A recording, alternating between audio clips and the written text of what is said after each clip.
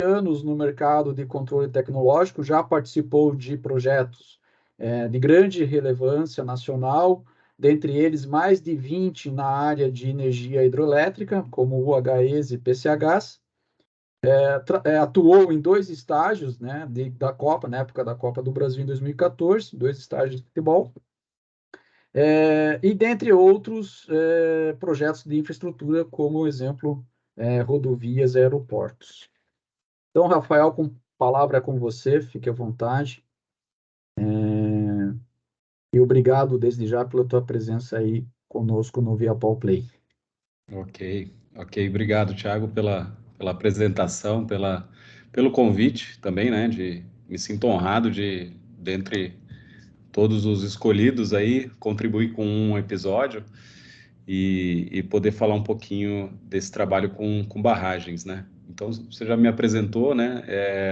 Eu só queria complementar, eu já praticamente nasci numa barragem, nasci em Tucuruí, na época da construção da usina também, e a minha família tem todo um histórico já que vem de outras gerações já nessa área de barragens, né? E dentro de barragens, para vários tipos de aproveitamentos, né? É claro que tem a boa parte delas na área hidrelétrica, mas muitas vezes as barragens têm usos múltiplos, né? Então, como você bem colocou, a gente entende que no caso do saneamento, nesse contexto todo, a captação da água bruta está ligada ali a alguma barragem.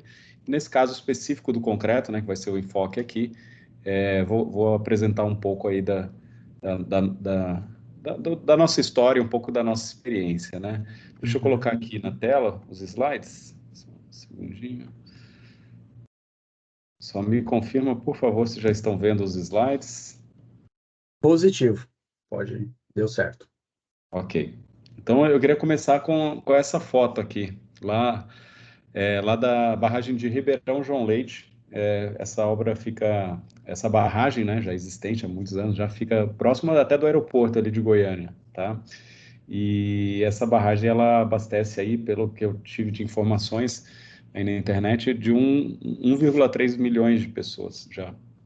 Então, é uma barragem grande, é uma foto maravilhosa, peguei na internet, é da Saneago, mas é uma barragem que eu tive orgulho de participar e recém-formado praticamente, ou seja, já tem deve ter uns 20 anos aí atrás já, né? E de ter participado, acompanhado um pouco da construção. Então, é uma barragem grande eu não sei dizer agora a altura, mas pela foto vocês já conseguem ver aí a altura e o reservatório, é uma barragem de grandes proporções, de CCR, tá? Então tem concreto convencional e concreto rolado. Nesse contexto todo, né, que nós vamos falar bastante de concreto, geralmente essas barragens a gente se resume ao concreto convencional, como já é o mais comum aí das obras, e o concreto rolado, tá? Então, essa é uma vista aí já para a gente já começar bem a apresentação e mostrar esse tipo de empreendimento aqui, né?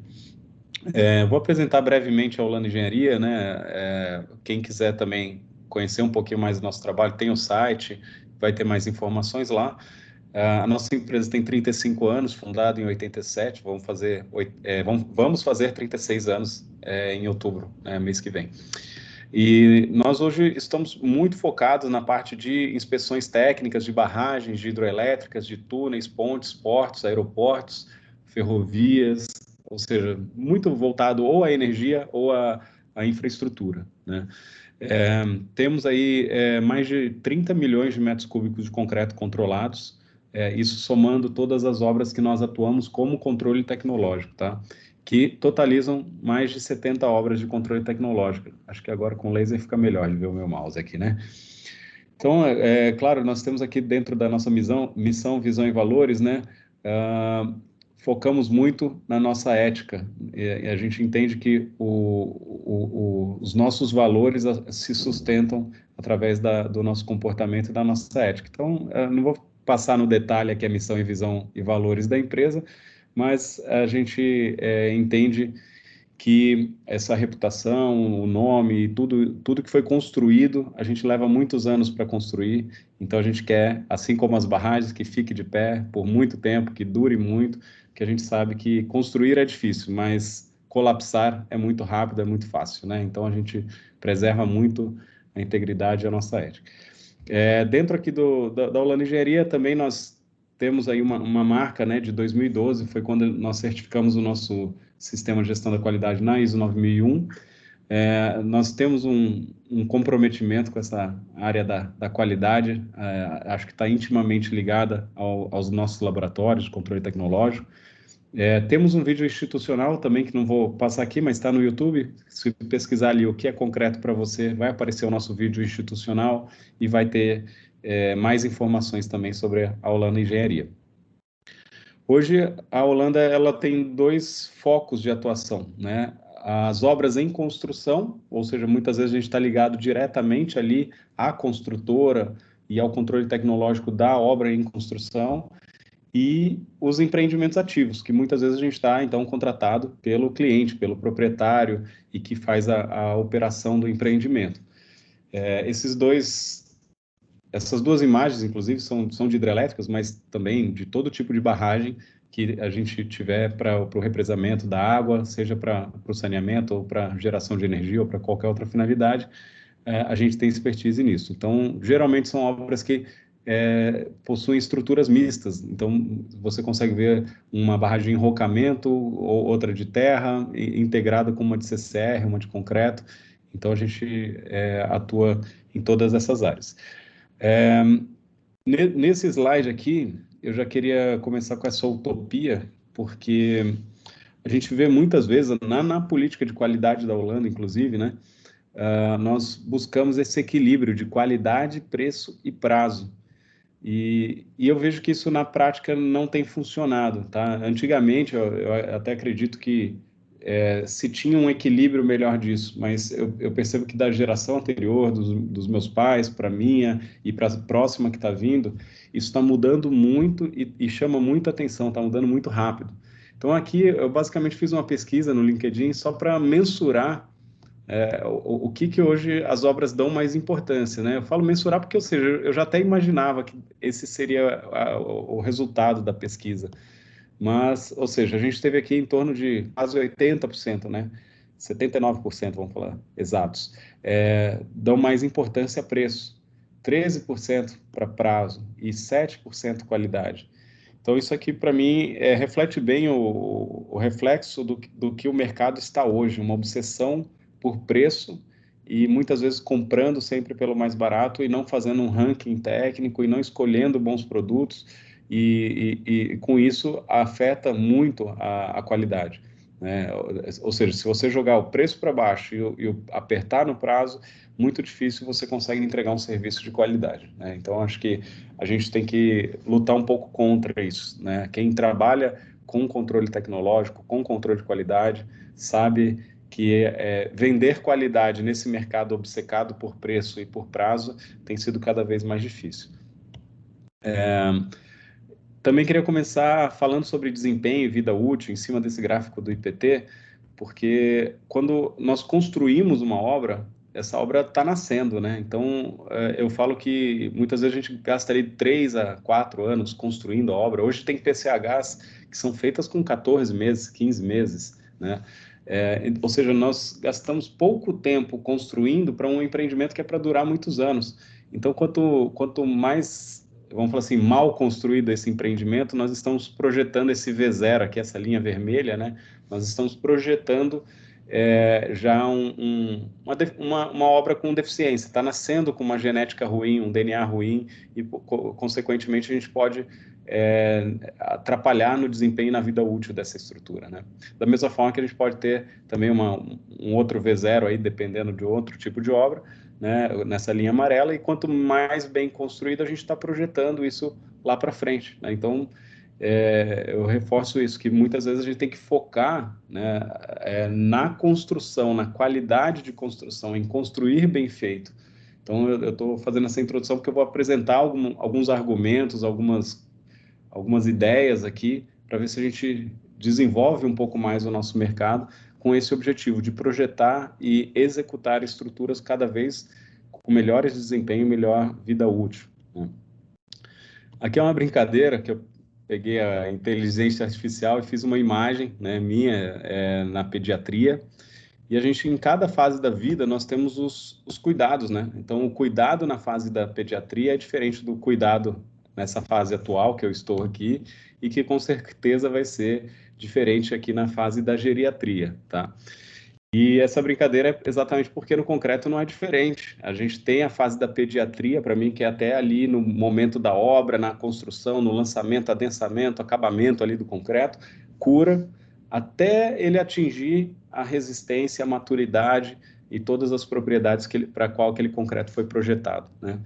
E então esse cuidado na fase da pediatria é muito diferente do que o cuidado na fase da estrutura jovem ali na condição de serviço, e também é diferente dele já numa idade geriátrica. Nesse caso aqui à direita é uma barragem com 100 anos de idade já, né? Na verdade quase 100 anos, tá? Porque aqui na placa tá 1924, mas isso aqui é muito provavelmente começou a construção muito antes. Essa barragem aqui é uma barragem de Ilha dos Pombos, no Rio de Janeiro. Ela tem já 100 anos de idade, então, né, como eu comentei, e aqui na frente nós fizemos a modernização do vertedouro, né? Então, ou seja, aqui a gente percebe que temos uma integração da estrutura nova com a velha, né? Vamos chamar assim.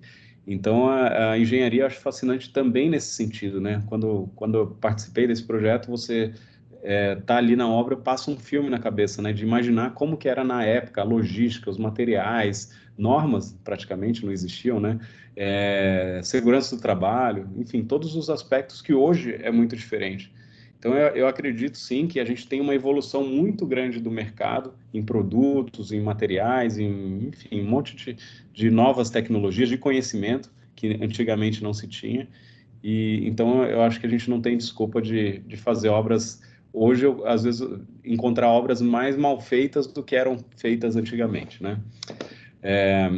Então, eu queria também colocar um ponto muito importante, né, que se você quer melhorar as obras, a qualidade das obras, das suas obras ou das obras do Brasil, temos que seguir as normas técnicas. Isso é óbvio, né? Porém, ainda assim, ainda hoje, a gente vê muita gente negligenciando, não seguindo, ou dizendo simplesmente que, não sabia, né? Então, essa frase aqui, ela é muito interessante, porque quando se descumpre uma norma, assume-se de imediato um risco. Isso significa dizer que o risco foi assumido, ou seja, significa que se está consciente do resultado lesivo. Então, na área jurídica, não adianta a gente chegar lá e falar que não sabia que existia uma norma. Se a norma existe, nós não identificamos a existência dela, ou nós não procuramos, não identificamos, enfim, não localizamos, né? Não adianta chegar lá e falar simplesmente que não sabia. As normas estão aí, as instituições estão aí. Acho que a troca de informação já é cada vez, o acesso à informação hoje e a troca é cada vez mais rápido e mais prático, né? Então não adianta a gente simplesmente falar que não sabia que existiam normas para cada finalidade, né? Então, ou seja, a gente tem normas, acho que no Brasil algumas críticas ainda, né? De uma ou outra que falta, mas eu diria que nós temos uma base de normas muito boa, e eu vejo que boa parte dos nossos problemas é que algumas pessoas, algumas empresas não seguem as normas, simples assim, né? E eu acho que a gente tem que aprender sempre com o passado, porque nesse caso, esse livro aqui é um livro bem impactante, que é Os Bastidores lá do acidente de Brumadinho, né? E, e eu acho que todo acidente de barragem, todo rompimento, independente, tá, do dano de mortes, né, ou até material, mas eu acho que todo acidente é uma oportunidade de aprender, e a gente aprender e corrigir para que ele não volte a ocorrer, né? Então a gente pode errar muitas vezes, mas não nas mesmas coisas, né? Então a gente tem que aprender isso para a gente, em hipótese alguma, correr esse risco novamente. Então hoje nós temos uma tecnologia de várias coisas, não só para construção, de instrumentação, de sistema, de software, né? Hoje você pode ter toda a barragem toda instrumentada, ter todo esse controle.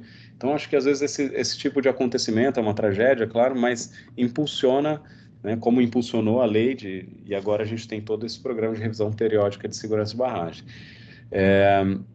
Aí eu queria também comentar, para fazer todo esse embasamento até chegar lá no concreto, né, sobre essa regra de Sitter, né? Nós temos, então, a parte de projeto, execução, manutenção preventiva e manutenção corretiva. Então, o custo relativo dessa intervenção, ele aumenta na ordem de 5, né? Então, o que a gente pode entender, para cada R$ 1 que eu invisto na fase de projeto, eu economizo 5 na fase de execução, e eu economizo 25 na fase de manutenção preventiva e 125 na fase de manutenção corretiva. Então, isso significa que prevenir é muito melhor do que remediar, né? E esse caso aqui, dessa estrutura que está na tela, essa eflorescência, né? Acho que é a maior eflorescência aí que eu já vi na vida, né? Até quis tirar uma foto com ela, porque era realmente muito grande. Isso aqui é só um pedaço de uma chaminé de equilíbrio de uma barragem. E nessa chaminé, é uma estrutura só de água, né? Um reservatório de água, né? Praticamente. E ela estava assim com toda essa eflorescência em todo o seu raio ali, né? Toda a sua extensão. E a gente via muito problema de fissuras e juntas frias de concretagem entre camadas. Então, a água percolava e a gente, do outro lado, do lado externo, a gente tem essa eflorescência, né? A gente já fez todo um procedimento e tratou. Essa aqui foi até um dos cases de sucesso aí com o pessoal da Viapol, né? Que nós fizemos o tratamento da superfície pelo lado interno e a impermeabilização. Então, aqui eu estou mostrando bem simples, porque o objetivo aqui é mostrar para vocês a regra de Sitter. Se lá atrás, na fase de projeto, já fosse previsto uma impermeabilização interna, a gente não teria tido todo esse trabalho.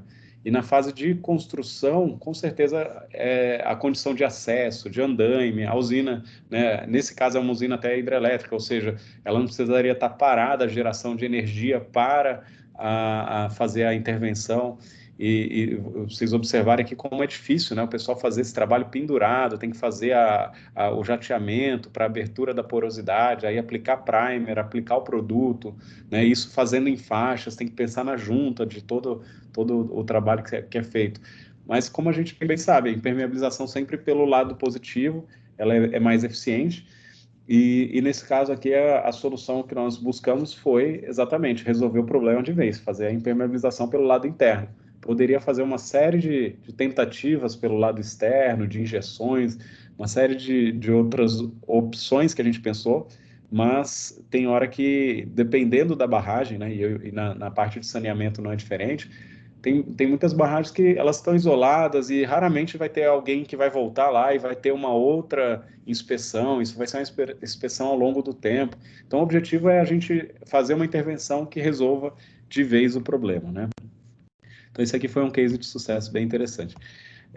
E nós temos que ter em mente sempre a tricotomia, né, que nós falamos bastante também aqui na Holanda Engenharia, porque nós mapeamos, existe uma diferença, né, muitas vezes o que foi projetado, do que foi especificado e o que foi executado.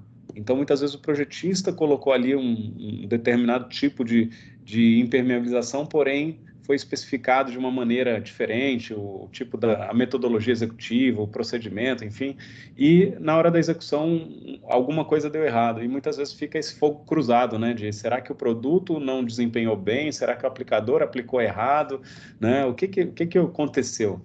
Então a gente busca sempre ter esses 3 pilares em sincronia. A gente vê muito isso, né, de obra, que a execução sai bem diferente do projeto, né, então eu acho que a gente tem que ter em mente que essa tricotomia existe e a gente tem que mitigá-la, deixar ela cada vez mais é, ajustada. E muitas vezes o problema dessa tricotomia é a questão de comunicação, de deixar bem claro, de detalhar, de tirar as dúvidas, de colocar foto passo a passo, né? Então a gente tem que ter tudo muito bem ajustado para a gente poder fazer um trabalho de excelência. Aqui, eu também quero falar um pouco sobre fatores de durabilidade. Então, eu coloquei aqui uma pele, né? Porque a gente subestima o concreto, né? O concreto, ele também é como se fosse uma pele, né? Ele tem uma porosidade, vamos falar assim, ele tem uma transpiração, ou seja, ele não é um produto impermeável. E eu acho que esse que é o maior erro, na minha opinião, da gente lá atrás, como as barragens eram feitas antigamente em concreto, a gente vem sempre fazendo em concreto, e porque sempre foi assim, e vem fazendo, e a gente, em tese, admite que o concreto é impermeável, e na verdade ele é permeável. E a gente busca concretos para determinadas estruturas de baixa permeabilidade ou de ultra baixa permeabilidade. Mas a gente não pode subestimar e achar que um concreto ele é impermeável. Ele tem poros, ele tem rede capilar, então ele tem uma série de condições que, ou seja, se ele tiver uma superfície aqui sem proteção, a gente vai ter com água, por exemplo, uma penetração de água sob pressão, uma barragem com 50 metros de coluna d'água, por exemplo, a gente vai ter uma pressão muito grande nesse concreto. E com o tempo, com o passar dos anos, ele vai saturando. Né? Da mesma forma que podem ter entradas de agentes agressivos. Então, a gente tem aqui cloretos, dióxido de carbono, sulfatos, enfim, a gente pode ter diversos agentes agressivos que podem estar penetrando nesse concreto ao longo do tempo. Quando a gente tem uma superfície protegida, a gente está protegendo esse concreto. E nessa imagem a gente pode até observar, né, que a gente protegendo a superfície, a gente protege o concreto e o próprio cobrimento que protege o aço. Então, aquela tricotomia que eu falei, muitas vezes a gente tem isso. O projetista especificou bem o cobrimento, mas na hora da execução, executar errado. Por exemplo, o projetista especificou 50 milímetros, na hora da execução ficou com 30 milímetros. Então, a gente tem que entender que essa tricotomia existe, que o concreto ele é permeável e que se a gente protege ele consequentemente fica mais durável, mais protegido, e ele também está protegendo a armadura que está ali. Tá? Esse aqui é um teste que nós fizemos no laboratório da Holanda, uma câmara de CO2 que nós fizemos, não tem metodologia de ensaio ainda, mas nós fizemos aqui um teste de penetração de CO2. E vocês podem observar onde está em roxo aqui, né, com fenolftaleína, é onde a gente tem o pH do concreto ainda dentro da sua condição original. Quando você tem essa mancha em volta, eu diria, a profundidade que penetrou o CO2. Né? Então, muitas vezes a penetração, a gente acha que o concreto não penetra nada, mas os gases ali, por exemplo, é fácil de penetrar. Tá? Então, dependendo do tipo de concreto. Evidentemente que o melhor concreto seria o que penetra menos. Né? Aqui tem alguns fatores de durabilidade também que é importante ter em mente, né? Não estão todos, mas é importante ter em mente porque nós temos alguns fatores que são externos e outros que são internos. Então, como eu falei, às vezes uma água do reservatório, o teor de sulfatos, cloretos que podem estar entrando ali, né? E dependendo da qualidade dessa água, né?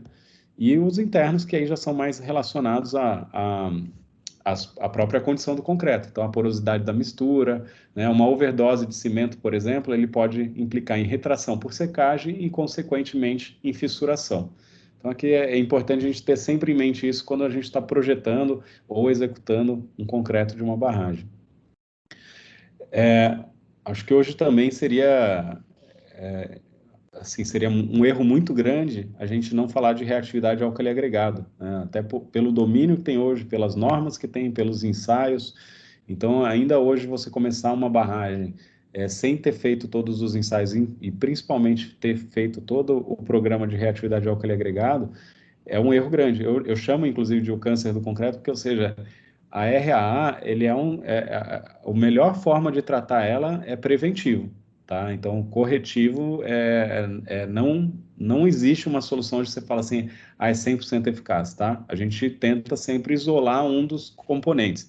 Tem também o vídeo no YouTube, um pouco mais detalhado sobre isso, é uma videoaula aí de uns 40 a 50 minutos, que eu falo todo o passo a passo da norma, tá?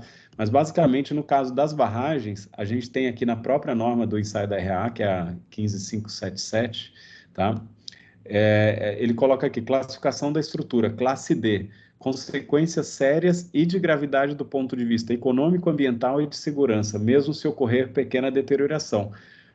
Olha aqui as estruturas, grandes pontes, estádios, hidrelétricas, estruturas de obras de arte, barragens, instalações nucleares, eólicas, ou seja, as principais obras, né, e no caso nosso aqui de barragens, já se classificam como classe D.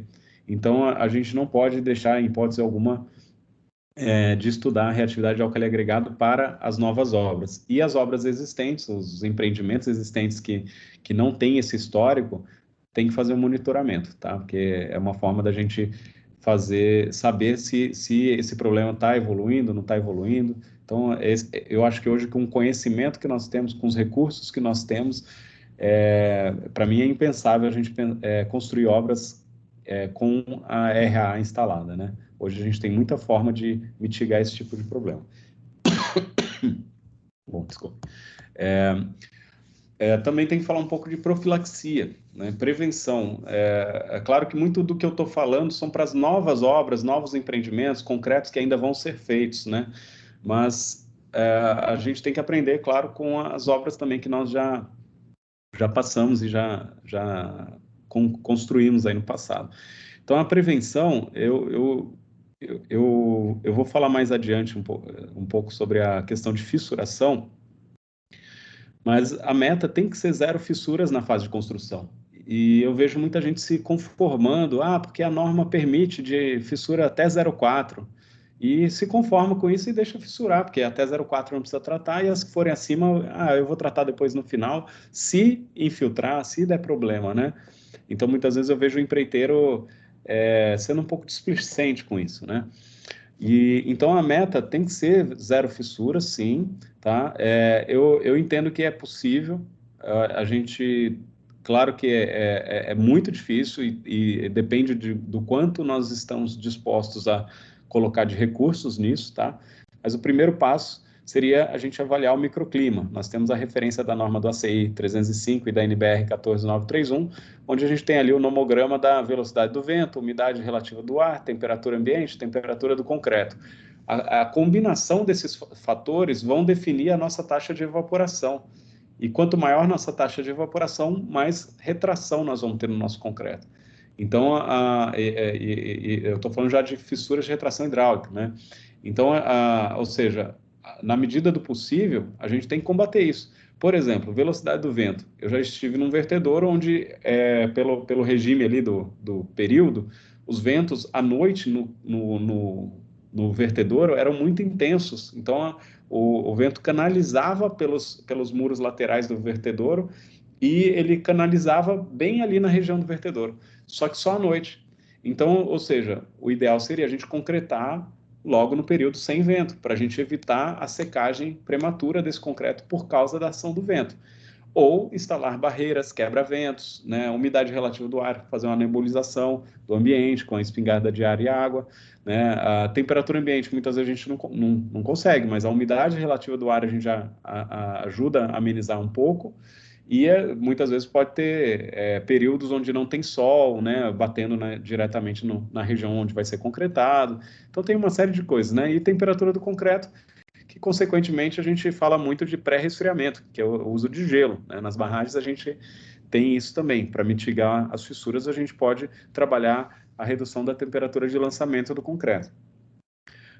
Também utilizamos muitos cimentos de baixo calor de hidratação, que geralmente são o CP3, CP4, porque tem adições de escória, pozolanas, e que não geram esse calor, né, que o cimento em si gera, né? Então, ou seja, esses cimentos adicionados, eles tendem a ser de baixo calor de hidratação. Mas também é uma coisa que tem que avaliar, tem que ensaiar, tem que conhecer, senão a gente acaba não escolhendo, às vezes, o melhor cimento. Por isso que é aquela questão, nem sempre é só o preço, a gente tem que olhar o contexto todo, né? Tá? Pós-resfriamento, alguns blocos a gente faz a instalação de serpentina, circula a água para fazer a eliminação do calor do bloco. Fibras, eu acho que a gente explora pouco ainda as fibras, tanto a micro para as questões de retração plástica, quanto as macros que podem ser usadas, né? Não só para outros tipos de retração e a parte térmica também, mas como também as macros, elas também podem ser usadas para uma armação, para atuar em sinergia com a armação convencional, né? Então, nem sempre a gente vai falar de substituir o aço, eu acho ainda muito, muito prematuro isso, mas para a gente falar em atuar em sinergia, aí sim, eu acredito que tem muitos blocos, dependendo da geometria, que a fibra ela vai auxiliar bastante. E muitas vezes a gente tem uma resistência de, não está previsto no projeto, não vou colocar, vai encarecer meu metro cúbico, o empreiteiro não vai querer fazer, então vai atrapalhar o slump do concreto. Então, ou seja, o pessoal olha só pelo lado da dificuldade e não vê aquele benefício que eu falei a longo prazo, né, da estrutura. Então, isso a gente precisa evoluir um pouco mais nessa questão de fibras. Aditivos eu coloquei os especiais aqui, né? Porque a gente tem aqui os redutores de evaporação, compensadores de retração, cristalizantes, são as novas tecnologias que vão chegando, tá? Depois eu vou falar um pouquinho dos aditivos convencionais, tá? E cura, nós temos então bidim mais água, que é o padrão que a gente vê por aí, a cura química e outros sistemas que aí tem algumas mantas, algumas coisas assim, mas eu diria que o bidim mais água ou a cura química é o convencional que a gente faz aí. Aqui eu até deixei em vermelho até aqui, e daqui para frente eu coloquei em verde, que eu acho que esse que é o ponto que, ao meu ver, as barragens se acomodaram de olhar para trás e falar, sempre foi concreto, o paramento sempre foi concreto, vamos deixar sempre no concreto, e muitas vezes não investe nisso, na proteção. E essa proteção podem ter vários tipos de proteção, né? Uma camada de proteção mecânica, né? Selantes, proteção UV, realcalinizantes, redutores de permeabilidade, os próprios cristalizantes, né? Endurecedores de superfícies, hidrofugantes.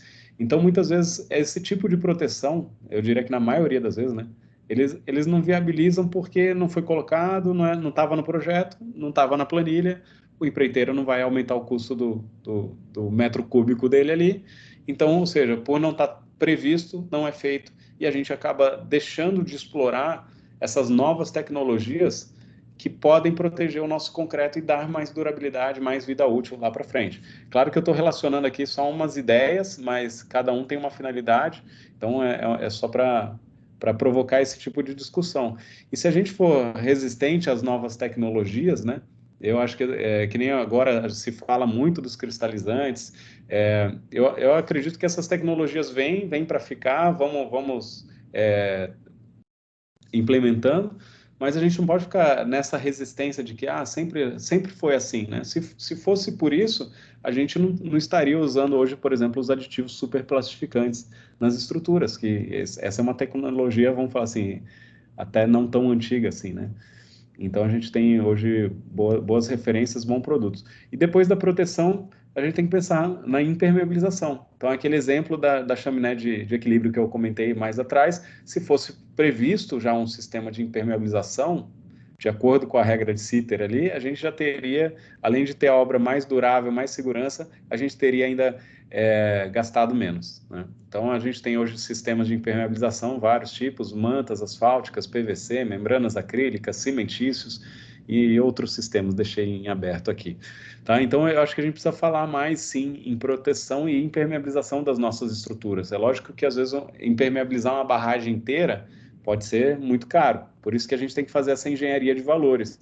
Se a gente fizer algo a mais, muito a mais, pode se tornar antieconômico. Se a gente fizer a menos, a gente pode estar elevando esse risco de durabilidade, ou seja, durar menos, ou de ter um acidente, ou de ter uma patologia. Então, a gente tem que buscar sempre uma linha de excelência, e dentro dessa linha de excelência, a gente sempre caminhar a favor da segurança, tá? Então, é por isso que nessa engenharia de valores, a gente tem que estar sempre olhando isso, né? O controle tecnológico do concreto, tá? Eu resumo ele dessa maneira, numa imagem aqui, onde a gente tem o requisito de projeto e os requisitos econômicos para a gente ter a viabilidade da obra, né? Então, o primeiro passo é a gente começar pela escolha dos materiais constituintes pela relação custo-benefício. Ou seja, a gente não comprar só a areia porque ela é mais barata. A gente tem que comprar a areia que melhor se enquadrou e que melhor resultado teve no desempenho do nosso concreto. Porque se a gente não olhar o benefício, só olhar o custo, eu posso estar comprando uma areia, vamos supor, mais fina, que vai aumentar minha demanda de água e consequentemente, vai aumentar minha demanda de cimento para aquele mesmo traço de concreto. Então, a gente tem que olhar sempre a escolha dos materiais, o ponto de partida, a escolha dos materiais pela relação custo-benefício. Tem que ser uma escolha pensada, inteligente. Depois nós focamos no desempenho do concreto no estado fresco. Então a gente busca aqui atender os requisitos da aplicação. Basicamente é a condição de lançamento, de slump, né? Toda a condição que nós vamos ter do concreto. Tá? Dentro do requisito da aplicação, a gente... dentro do requisito da aplicação, a gente busca, então, todas essas características do concreto no estado fresco, que, para que, consequentemente, a gente atenda essa característica do concreto no estado fresco, a gente precisa de uma uniformidade desses materiais.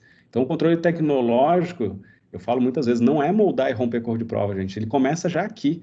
A gente tem que, além de escolher os melhores materiais, a gente tem que fazer os ensaios para monitorar a uniformidade deles. Porque é claro que eles vão ter uma pequena variação, mas se eles tiverem essa variação e essa variação for acima de determinados limites, a gente vai ajustando e compensando isso no traço, para a gente assegurar esse desempenho no estado fresco, que é a primeira premissa. O concreto precisa ser lançado e o pessoal da produção vai ter que ter produtividade. Então, a gente precisa garantir essa uniformidade aqui.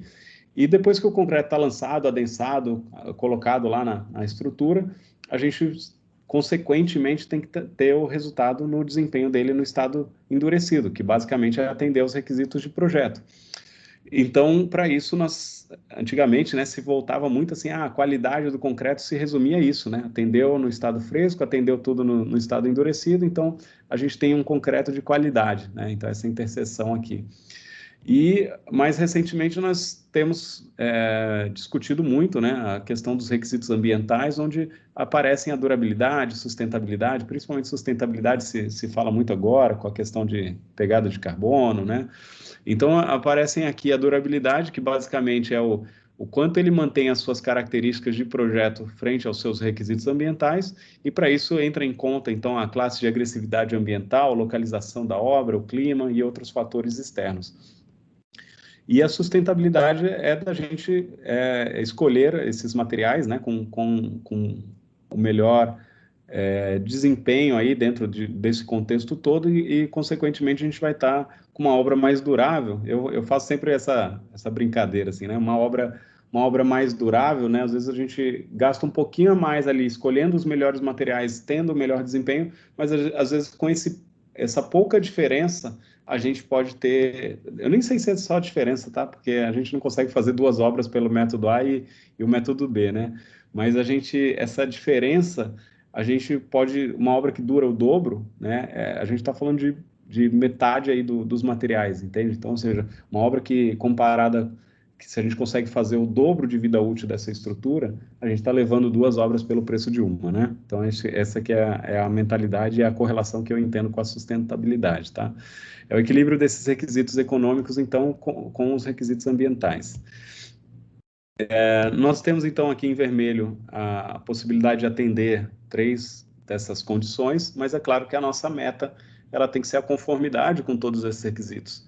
Por isso que o concreto ele não se resume a moldar e romper cor de prova, ele tem que ter todo esse controle dos materiais constituintes lá da origem dele, né? A gente tem que ter o DNA desse concreto.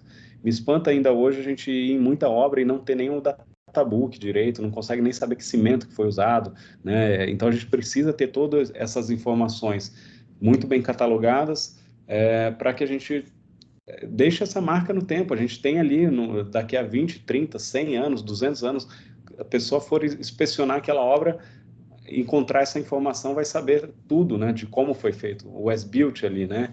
Então, eu acho que a gente precisa focar muito, e ainda mais nessa época nossa da era digital, né? Ou seja, para a gente poder deixar essa documentação eternizada é muito fácil, mas a gente precisa organizar e trabalhar direitinho, né? Eu acho que para mim é um orgulho se daqui a futuras gerações olharem o nosso trabalho e reconhecerem, poxa, olha como esse pessoal trabalhava bem, né? Essa imagem aqui, tá, gente? Qualquer doido acha que sabe fazer concreto e o pior é que ele faz, né? Então, porque muitas vezes o pessoal subestima que o concreto, é só misturar cimento, água, agregado miúdo e agregado graúdo, né? Ou, no popular, areia e pedra, e acha que tem concreto. Mas hoje a gente tem aqui vários tipos de aditivos, fibras e adições, e isso é uma arte, né? Esse livro mesmo do Meta e Monteiro, ele fala isso e eu concordo, é uma arte, porque você pode entregar os mesmos materiais para pessoas diferentes, eles podem seguir métodos diferentes, vão buscar atender os requisitos de projeto, mas vão chegar em resultados diferentes. E tem um pouco de subjetividade, às vezes o que é argamassado demais para um pode não ser para outro, então eu considero que é uma arte, sim. Dentro do concreto convencional, vibrado, né, CCV, o famoso CCV, né, Então, nas barragens, a gente basicamente é CCV e CCR, vou comentar mais sobre isso.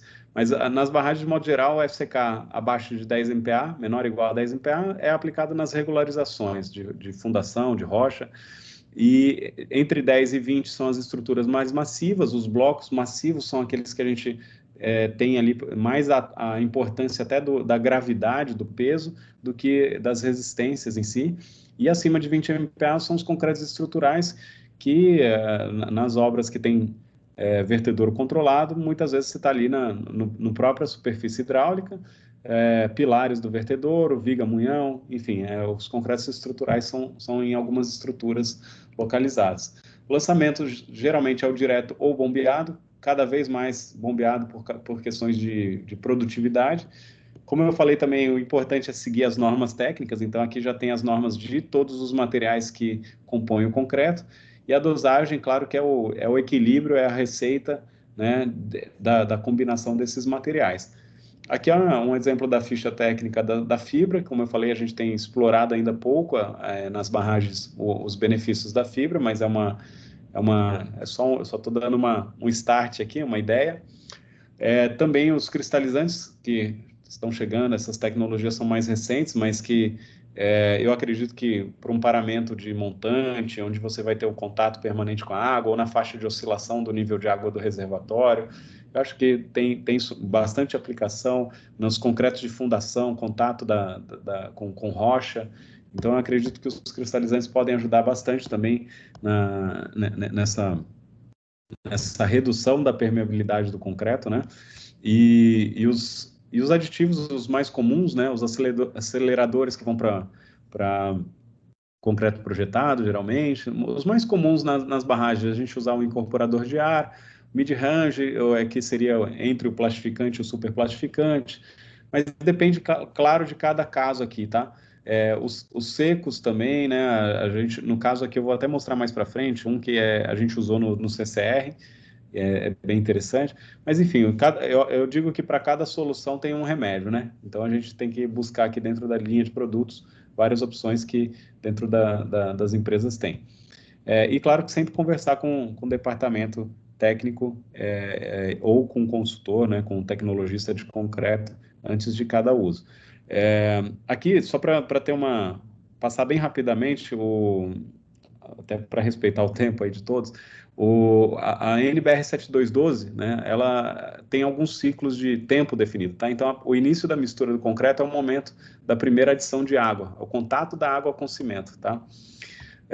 Então, nós temos aqui, nessa linha do tempo, um tempo máximo de 90 minutos para a chegada do caminhão na obra. Isso obras que a gente está falando comum da NBR 7212. Muitas vezes nas barragens a gente tem até a central de concreto dentro da obra. Então, esse tempo acaba nem sendo mensurado, né? Depois da chegada do caminhão na obra, mais 30 minutos para o lançamento, tá? Então, esses são os tempos de norma. E depois nós temos a manutenção da trabalhabilidade, que a partir desse tempo de manutenção da trabalhabilidade, a gente começa a ter uma perda da trabalhabilidade, tá? E é claro que o adensamento, ele tem que ser feito conforme a norma, né? No máximo em 150 minutos. Então, a gente tem esse período aqui para chegar e fazer o adensamento. Entre o adensamento e o acabamento, né? O acabamento tem que ser feito antes do início de pega. E depois a gente tem que entrar com a cura, tão logo seja possível, para a gente também já, provavelmente vai entrar aqui entre o início e o fim de pega, mas tem que ser tão logo seja possível. Então, dependendo da estrutura, já é possível, quando sentir ali, ao toque mesmo ali, que já é possível entrar com a cura, já entre com essa aplicação da cura, porque quanto mais cedo, já vi muito caso de obra que o pessoal fez a cura corretamente, mas entrou tarde. Então, quando entrou tarde, já haviam microfissuras e começou ali ter algumas retrações plásticas mesmo, e a cura foi ineficiente para combater, tá? Nessa linha, a Viapol tem também os seus agentes de cura, né? O Curacreto 309 é um dos que eu também tenho buscado aí, recomendar. A gente tem o respaldo, até porque eu acredito que esse nome, né, por causa da STM-C 309, que é a norma, a STM, nesse caso, para esse tipo de membrana de cura, né? Então, cada um tem a sua particularidade, tem alguns à base parafina, tem os desmoldantes para desforma, enfim, tem toda aqui a linha de produtos nesse caso da cura para frente, né? Vou passar brevemente também, porque essa rotina padrão, né, de ensaios de concreto fresco. Então, nós temos o abatimento SLAMP, o ensaio de SLAMP mais aqui à esquerda, o teor de ar incorporado, a medição das temperaturas ambiente do concreto, verificação da densidade e a moldagem dos corpos de prova. A densidade, gente, é muito importante para a barragem, porque, ou seja, a barragem ela precisa dessa estabilidade por gravidade. A maioria das barragens são de gravidade. Então, esse tipo de controle nós temos que fazer, até para a gente poder retroalimentar o projeto, se aquela densidade está conforme ou não. A moldagem, nós temos a norma, então, a NBR 5738, com o procedimento de moldagem do corpo de prova. Temos uma norma para a cura do corpo de prova e uma outra norma para o ensaio, tá? Então, é claro que é importante ter essa calibração. E eu falo que parece simples, porém a gente vê muita atrocidade por aí. Que aí é o que eu digo para vocês: se o pessoal segue a norma técnica, não é para ter problema, né? É claro que não é só seguir a norma técnica, tem que ter o conhecimento, saber o que está fazendo, mas assim, se segue as normas técnicas, a gente já minimiza muito dos problemas. Agora, esse tipo de corpo de prova, por exemplo, com ar aprisionado, né, com todos esses vazios, a gente tem que lembrar que vazio não tem resistência, ou seja, o meu corpo de prova está com vazios que não vão agregar em nada, e, pelo contrário, vão prejudicar a resistência desse corpo de prova. Então, muitas vezes o problema não está no concreto, mas está no controle tecnológico. Foi mal moldado, foi mal ensaiado, e imagina esse concreto está bem lançado e bem adensado no campo, mas o laboratorista não fez a moldagem corretamente, né? A gente está tendo esse tipo de problema. Da mesma forma que, ao contrário, a versa também é verdadeira, né? Ou seja, se o laboratorista moldou tudo bonitinho ali no laboratório, fez o ensaio, atendeu a resistência, está tudo ok, mas lá no campo o pessoal não fez a parte dele, é só ir lá ver. Visualmente vocês vão ver que a parte do campo vai estar prejudicada. Olha só esse corpo de prova, é uma junta fria no próprio corpo de prova, né? Então, e bem mais aqui, né, ao topo, né? Ou seja, se o corpo de prova são duas camadas e era para ter dado uma junta fria, tinha que estar essa junta mais ao centro, ou seja, nem a altura de camada está sendo respeitada nesse caso aqui. E essas condições precárias que a gente encontra por aí. Então, muitas vezes o pessoal, esse aqui é até serviço, tá, gente? Né? Só vender o peixe da Holanda, não, mas esse aqui não é o trabalho da Holanda. Isso aqui me chamaram para uma consultoria onde eu cheguei lá e constatei que muitos dos problemas estavam vindo do controle tecnológico. E então eu falo isso, às vezes o pessoal não quer investir, não quer valorizar e contrata ali pelo mais barato, e muitas vezes as empresas estão sendo oprimidas para isso, ou seja, ele não quer perder, ninguém quer perder uma concorrência. Então o pessoal joga o preço lá para baixo, coloca tudo de qualquer jeito, depois não consegue entregar, não consegue trabalhar. Por isso que a gente tem que equilibrar ainda melhor isso aí, porque essa obsessão por preço. Hoje eu tenho trabalhado mais consultoria para controle tecnológico do que próprio controle tecnológico, porque hoje a gente entende que tem um limite para a gente baixar o preço e não comprometer a qualidade, né? No caso do CCR, tá? Então as barragens, como eu falei, são geralmente, tá? Aqui à esquerda a gente tem um esquema básico, né? O nível da água, a barragem, e elas são estruturas de gravidade. Então, elas são dimensionadas para trabalhar por essa gravidade. O caso do CCR, o concreto compactado com rolo, é uma tecnologia que vale a pena para muitas barragens por causa da velocidade de produção e porque o CCR ele tem um baixo consumo de cimento, geralmente fica de 70 a 110 quilos por metro cúbico, tá? Em linhas gerais, tá? Pode ser um pouquinho a mais, já fizemos casos com um pouquinho a menos, mas a maioria das vezes fica entre 70 a 110 quilos por metro cúbico de cimento, tá? E essa tecnologia não é nova, já desde 1986, acho que aqui no Brasil, né? Aqui nesse artigo tem alguma referência, e a gente já trabalhou com muito sucesso com esse aditivo da Viapol para CCR. Então, é um aditivo plastificante de pega prolongada para concreto rolado.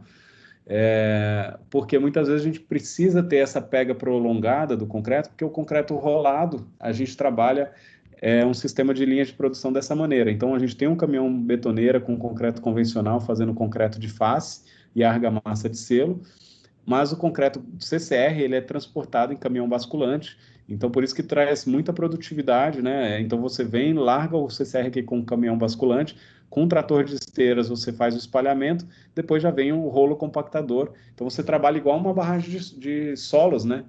E com isso você consegue sincronizar toda a linha de produção e construir com volumes mais rápidos, né? Com cronogramas mais acelerados, né? Então, a metodologia ela tem vários benefícios. Então, é um tipo bem diferente de concreto, né? Não é um concreto convencional como a gente vê por aí, mas essa tecnologia é muito usada na margem.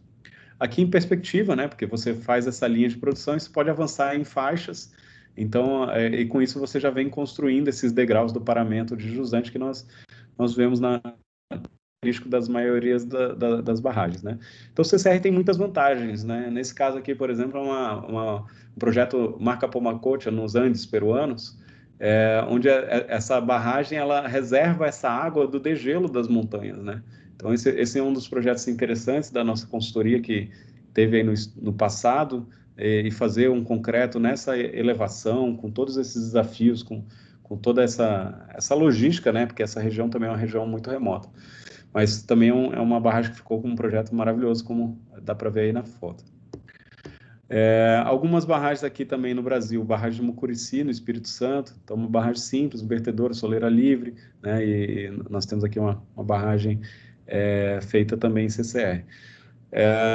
O açude público do Castanhão, aí já é um vertedouro controlado, um reservatório enorme, tá? Mas lá no Ceará também é uma das obras bem emblemáticas, né? Barragem Santa Cruz do Apodi, no Rio Grande do Norte, também é outra barragem de grande porte, de CCR. Barragem do Rio São Bento, também outra barragem aqui, né? Basicamente, muitas barragens têm esse tipo de estrutura, né? Uma ombreira direita, uma ombreira esquerda e um vertedor na região central, soleira livre. Então, aqui alguns pontos relevantes para a gente ir para a reta final. Intempéries, a gente tem dentro de uma barragem que está ali, ela está sempre submetida a esse tipo de ciclo, né, de intempéries, ou seja, o ciclo de mole e seca, sol e chuva, calor e frio. Então, boa parte da deterioração e que vai exigir alguma manutenção e que vai levar isso lá para frente para um tratamento, né, é esse tipo de situação que ela está imposta, né? Então, e que é natural dentro de um desses projetos. Então, claro que quanto mais resistente e com melhor desempenho nós projetarmos e executarmos essas estruturas, mais tempo elas vão durar. Boa parte dos problemas de durabilidade e patologias em obras hidráulicas estão relacionados às infiltrações e deficiência na proteção e impermeabilização nas estruturas. Vou comentar isso melhor na parte de fissuras. Falta ou deficiência no cobrimento das armaduras, como eu mostrei naquele slide lá das proteções. Fissuras, trincas e outros defeitos se tornam caminhos preferenciais para entradas de agentes agressivos. Então, o tratamento de fissuras, gente, ele é muito importante. Em barragem, obras hidráulicas, sempre tem uma coisinha ou outra ali para fazer. Temos que trabalhar sim com a meta zero, né?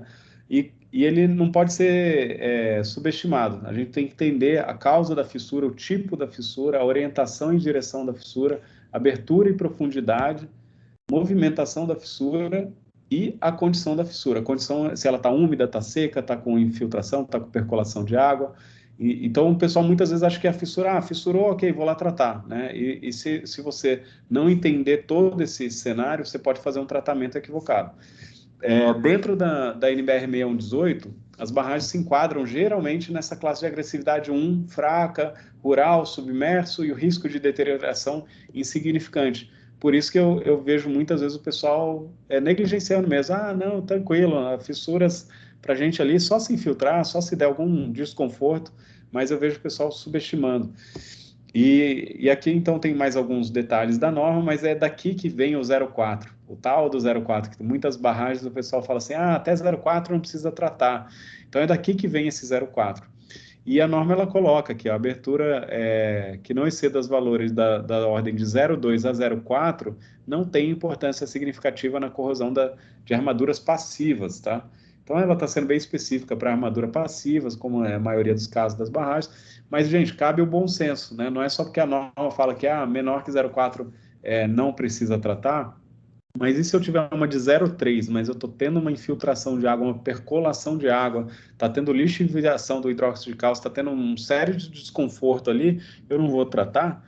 Então a gente precisa entender até que ponto tem o requisito normativo e até que ponto tem o bom senso e a necessidade da intervenção lá de campo, tá? Eu estou falando para a maioria dos casos, né? Então, aqui é a tabela de uma forma mais legível, né, que é só um pouquinho mais ampliada, é a mesma tabela. E, geralmente, esse tratamento de fissura se resume a dois sistemas, tá? A gente tem o sistema, geralmente, selamento de trincas, que utiliza esse sistema espuma mais gel, que seria o Aquadan gel e o Aquadan espuma. A espuma ela é usada principalmente onde você está tendo percolação de água, né, merejamento da água, que você precisa estancar o fluxo com a espuma, ela é hidroativada. Estancou esse fluxo, depois você tem que fazer a aplicação do gel para comatar ali e preencher todo o plano da fissura, tá? Então, a espuma ela é usada especificamente para esses casos, mas o selamento ele é um tipo de tratamento que, vamos falar assim, flexível, né? Então, ou seja, ele sela aquele plano da fissura, mas ele acaba não sendo um tratamento estrutural. E quando você tem um tratamento estrutural, fissuras estáticas, geralmente você vai para a linha epóxi de injeção, tá? Então aqui também tem a ficha técnica do Viapox injeção. E para fechar, eu vou falar um pouquinho também dos dispositivos veda-juntas. A gente tem, nas barragens, geralmente a cada 20 metros, né, a gente tem esse tipo de... Aqui é uma seção, uma seção no eixo da galeria, tá? Então, a gente está como se estivesse vendo a barragem de frente aqui, né? E a cada 20 metros, mais ou menos, a gente tem essas linhas, que são as linhas onde estão instaladas as juntas, né? Ou seja, onde se definem os blocos, tá? E esse dispositivo, apesar desse nome VEDA juntas, essas juntas elas têm uma importância muito grande.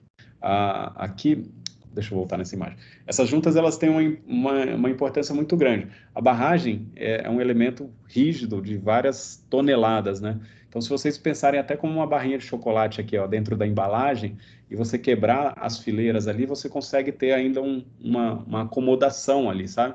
Então, eu tô pensando nisso, assim, da gente falar dessas linhas, né? Ou seja, a gente deixa com que essas juntas de contração, de dilatação, elas consigam trabalhar. Às vezes você vai ter um recalque aqui nessa estrutura, um movimento diferente dessa outra aqui. Então, esses blocos eles precisam trabalhar de forma independente. Senão, o que acontece? Se não houvesse essas juntas, a gente teria trincas transversais, né? E sem controle, elas apareceriam em outros locais. Então, basicamente, no projeto já se define, já se induz isso. Então, esses dispositivos, eles não só vedam as juntas, como eles também eles têm ali vários tipos de tensão, né, torção, enfim, então eles têm que ter uma resistência consequentemente, também fazer a vedação desse plano. Porque se não houver essa vedação desse plano, qualquer falha nesse dispositivo, a gente também vai ter uma percolação de água e muitas vezes enxergar esse merejamento aqui ou no paramento de jusante ou até mesmo na própria galeria, ou até, num caso mais extremo, inundar a galeria. Essas galerias são de inspeção mesmo para a gente verificar comportamento aqui da barragem e até mesmo instrumentar. Dependendo da altura da barragem, não tem galeria, mas as barragens de maior altura com certeza vão ter. Então, essa aqui é uma seção transversal, de uma seção vertedora, onde você instala esse perfil, né? Ele vem aqui desde a parte de montante até a parte de jusante, tá? Então, essa borracha aí, né, que o pessoal fala, esse perfil, ele é todo instalado em todo o perímetro para a gente poder ter a vedação desse plano e os blocos trabalharem de maneira independente. E também, por fim, aqui, os reparos estruturais, tá? Eu coloquei aqui os principais, tá? Não estão todos os produtos, até porque ficaria muito longo falar de todos os produtos e também entrar no detalhe deles. Mas o Viapox adesivo, né, que são adesivo estrutural, é muito usado em obra para vários tipos de colagem, reparos e de pequeno porte, né? Mas a maioria dos reparos, eles se resumem a esse Elco Repair V50, que é argamassas poliméricas, que pela condição de tipsotropia a gente consegue aplicar em vários tipos de situação. E o Via Grout, que aí já no caso de Grout a gente tem aí uma fluidez melhor, mas aí nesse caso a gente também precisa de forma e a gente faz também vários tipos de reparo usando esse Via Grout. Estou comentando desses dois especificamente porque são os mais usados, os mais indicados, e muitas vezes o cliente nas barragens, eles preferem ainda buscar e fazer alguma argamassa na obra, né? Então, para mim, depende muito do volume, se isso tem vantagens ou não, porque quando você trabalha com produto industrializado, você tem uma uniformidade desse produto e uma uniformidade do desempenho desse produto, né, consequentemente. Então, dependendo do volume, essa economia, ela pode ser boba, né? Então, eu acho que vale a pena a gente pensar, né, em utilizar esses produtos, porque muitas vezes, se você já está fazendo um reparo, né, é importante que esse reparo seja bem feito, senão daqui a pouco você vai ter que fazer o reparo do reparo. Então, até que ponto essa economia vale a pena? Depende do volume. Então, esses dois produtos são bem indicados para as barragens, porque se vocês observarem pela classe de resistência deles, eles superam, até com folga, o maior FCK da obra. Então, muitas vezes você trata até excedendo mesmo na resistência, mas é melhor, já que você está fazendo uma intervenção de reparo, é melhor você dormir tranquilo, né? Tá bem ciente do que você está fazendo. E para fechar, o mais incompreensível do mundo é que ele seja compreensível. Eu acho que essa é a frase para mim, para a engenharia é muito aplicável, né? Então a gente busca eliminar o máximo de dúvidas que nós temos, conhecer o máximo de informação, transformar o máximo do que a gente puder em números, em dados, para a gente poder estar sempre tomando as decisões e aprendendo com elas e cada vez melhorando em cima dos nossos serviços, né? Então acho que tem muita coisa implícita nessa frase aí. E queria agradecer a todos pela atenção, Via Paul novamente pelo convite, e fico à disposição de vocês aí para as dúvidas e comentários. Sensacional, muito bom, Rafael. Espetacular apresentação. A tua apresentação faz link com vários outros episódios que vamos ter mais para frente, né? Nós vamos ver lá no episódio de fissuração em reservatórios, a opinião lá do professor Andrés é igual à tua, né? De zero, de usar o bom senso, apesar da norma permitir fissuras, mas numa estrutura de hidráulica, né? A fissura vai causar vazamento, né? Vai ser um vazio, um local onde vai penetrar a água. Então é diferente se fosse qualquer outro tipo de estrutura de concreto, né? Valporê é o nosso diretor comercial do mercado técnico e aproveitamos aí essa ocasião para ele trazer um pouquinho da sua vivência, do seu conhecimento. Valporê, tomara que você consiga aí compartilhar e apresentar para nós. Está contigo. Bacana, obrigado, Thiago. Está conseguindo me ouvir bem? Positivo. Sim. Então, tá bacana. A apresentação já está aí também? Perfeito. Legal, bacana. Rafa, muito bom te ouvir, cara. Quando a gente olha isso aí, vai passando um filme aqui na minha cabeça, né? Nós que regulamos aí na idade, no nosso começo de carreira profissional, quando você fala de João Leite, eu sou goiano, né? Então a gente olha ali para a barragem João Leite, 50 metros de altura, 400 metros e poucos de comprimento de CCR. Foi um desafio bacana que a gente vivenciou junto lá. A Ilha dos Pombos, que você mostrou aí no reparo. Tive a satisfação de estar com vocês nesses projetos também. Muito bom. Você passou por várias coisas interessantes aí para a gente poder dividir informação. E o que eu quero fazer aqui, gente, é só complementar um pouquinho disso que o Rafael falou, né? Como o Thiago já adiantou, a Viapol tem uma série de soluções em produtos para essas barragens, né? E a gente vai falar disso num determinado momento. Então, desde barragens que você tem aí 3 milhões de metros cúbicos de concreto, onde a gente trabalha com os plastificantes né, como as adutoras, né, aqui em Cachoeira, em São Lourenço, onde a gente trabalhou com os aditivos cristalizantes também, né, as captações de água, né, são áreas muito sensíveis e a gente tem que trabalhar com concreto de forma bem bacana, conforme o Rafael foi falando aí para vocês, nessas soleiras, né, de vertedouros, né, a gente chama de soleiras vertentes, né, onde a gente tem a oportunidade de trabalhar com vários produtos aí, soluções no concreto, para a gente poder ter um resultado interessante, né? A Viapol tem toda a linha de injeção que o Rafael comentou aí, nós vamos falar mais num episódio dedicado a isso. E o que eu vou passar aqui com vocês muito rapidamente é sobre essa última parte que o Rafael falou, né? Sobre as juntas de PVC.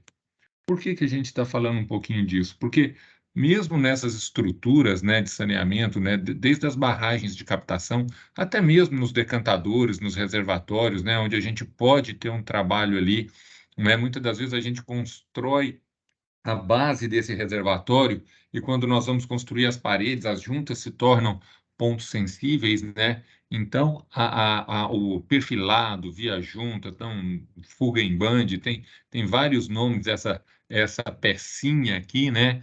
Que a gente chama de perfil de PVC, desde os vários formatos que eles têm, com bulbo, né? Ou perfis que a gente chama de I, perfis que a gente chama de M, cada um com uma característica onde você tem que ter um projetista envolvido, né? O projetista tem que participar dessa decisão. Por quê? Porque a definição do dimensionamento dessa via junta, desse perfilado, ele vai passar pelo tamanho dos esforços que essa estrutura vai sofrer, e não somente pela pressão hidrostática, onde muitas das vezes o pessoal só quer considerar isso. A pressão hidrostática, ela vai ser uma referência ali para você ver algum dos perfis, para ver até que resistência, né, esses perfis vão resistir em termos de pressão em metros de coluna d'água. Mas tem outros fatores que o projetista leva em consideração no dimensionamento, né?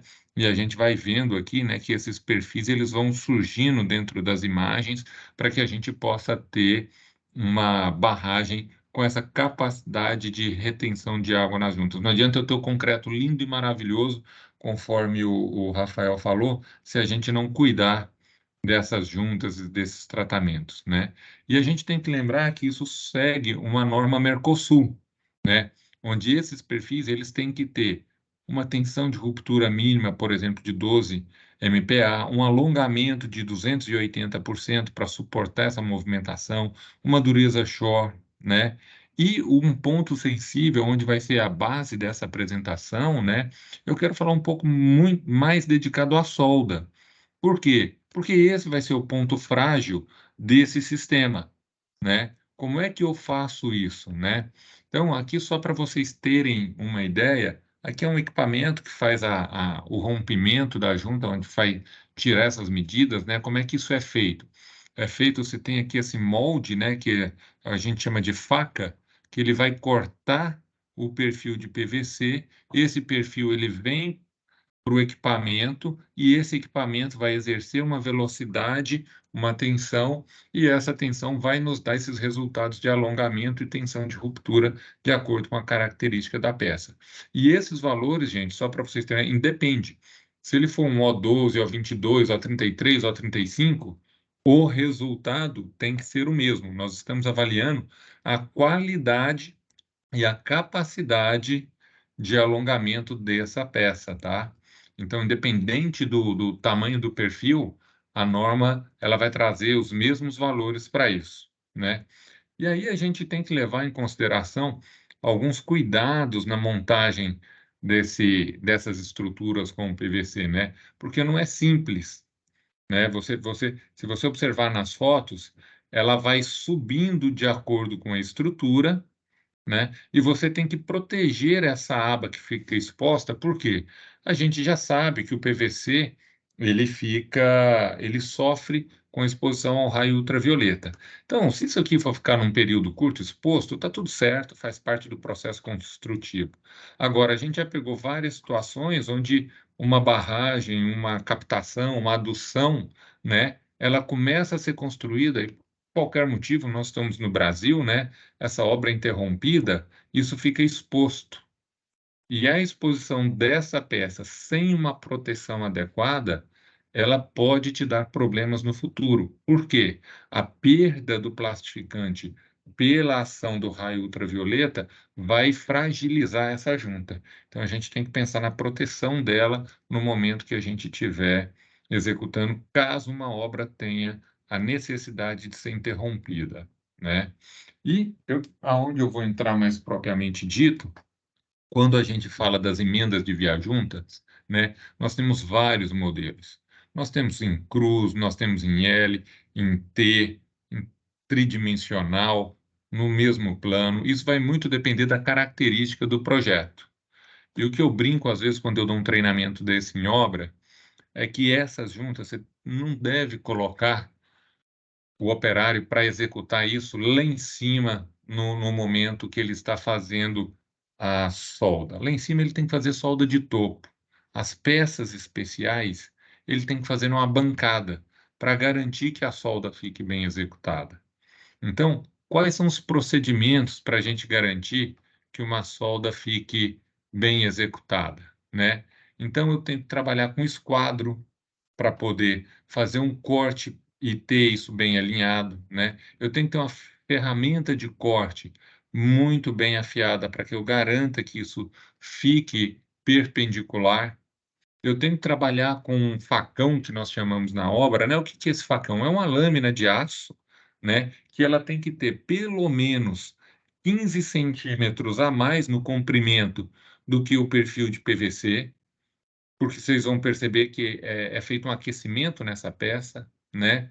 Eu sempre recomendo pelo menos 10 centímetros de largura para garantir que ela vá pegar toda o PVC e uma espessura, importante isso, tá, gente? Parece uma bobagem, entre 1 e 2 milímetros de espessura. Por quê?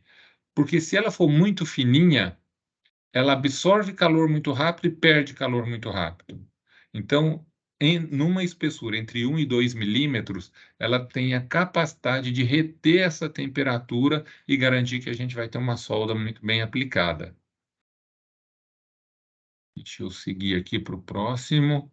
Você pode usar na obra, dependendo da obra, você pode fazer um molde para ajudar essa dupla, normalmente é feito em dupla a solda, né?